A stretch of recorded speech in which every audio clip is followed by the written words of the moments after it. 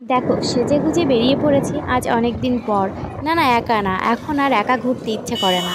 সাথে আছে ভাই আর আমার বর। অনেক দিন পর সবাই মিলে বেরোলাম।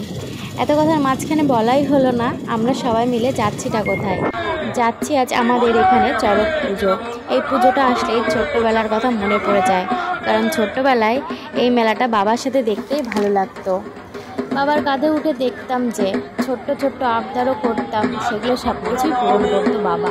এখন অবশ্য বরের কাছে করি, সেই পূরণ করে। সত্যি বলতে একটু ভয়ও করছিল। সত্যি বাবা ভোলানাথের আশীর্বাদ আছে বলেই সম্ভব। হার হার মহাদেব। প্রচণ্ড গরম আর প্রচণ্ড ভিড়। ভাই দেখতে পাচ্ছিল না বলে একটু সামনে চলে গেছিল। আর এই যে আমার বর, লাস্টে আমি। প্রচণ্ড গরম ছিল সেদিন, সবাই ঘেমে অস্থির হয়ে গেছিলাম। মেলাতে এত ভিড় ছিল।